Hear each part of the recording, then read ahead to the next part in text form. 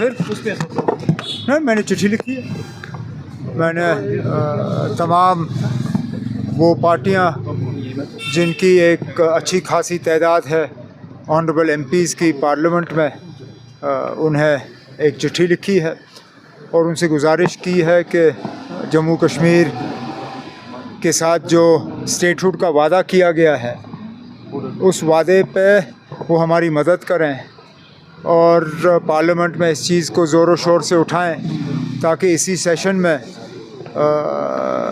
Bill आए और जम्मू कश्मीर जो है उसको दोबारा रियासत का दर्जा मिले।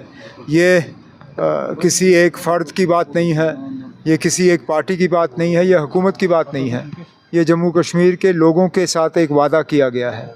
ये वादा अवामी जलसों में हुआ है, ये वादा सुप्रीम कोर्ट के सामने हुआ है, ये वादा पार्लियामेंट में हुआ है।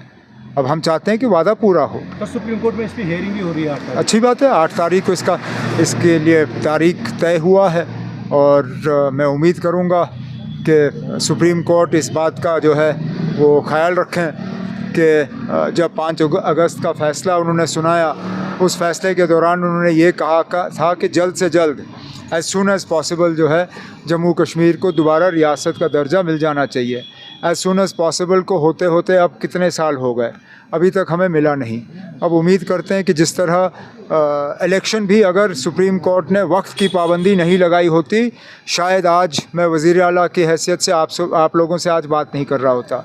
आज इलेक्शन हुए क्योंकि सुप्रीम कोर्ट ने वक्त की पाबंदी लगाई, एक डेट मुकर्रर किया और उस डेट के अंदर अंदर इलेक्शन जो हैं वो किए गए।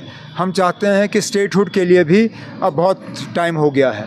अब अदालत को सुनवाई के बाद फौरी तौर स्टेटहुड का जो है, अगर गवर्नमेंट की तरफ से नहीं होता फिर अदालत की तरफ से होना होगा। बंगाल भी गए, गुजरात कितना होता है कि टूरिज्म यहाँ बढ़ेगा ना, तादाद तो बढ़ रही है।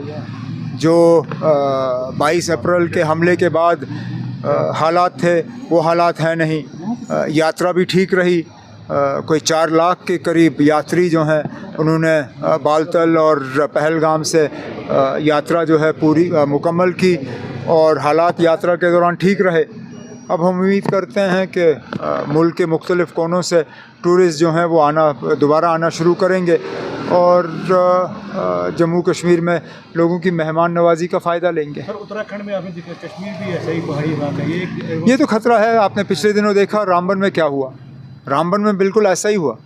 अल्लाह का शुक्र है कि उस वक्त माली नुकसान हुआ, जानी नुकसान नहीं हुआ, लेकिन जिस तरह मौसम के हालात बदल रहे हैं, जिस तरह हम जंगलों को हम साफ़ कर रहे हैं, जिस तरह हम पहाड़ों को काट रहे हैं, मुझे लगता है कि हमें भी इस तरह का ख़तरा है और इसका हमें ख्याल ज़रूर रखना होगा। उत्तराखंड में जो हुआ हमें बहुत अफसोस है और हम उत्तराखंड के लोग और उत्तराखंड की हुकूमत के साथ पूरी तरह से खड़े हैं और अपनी हमदर्दी का इज़हार करते हैं। ठीक है।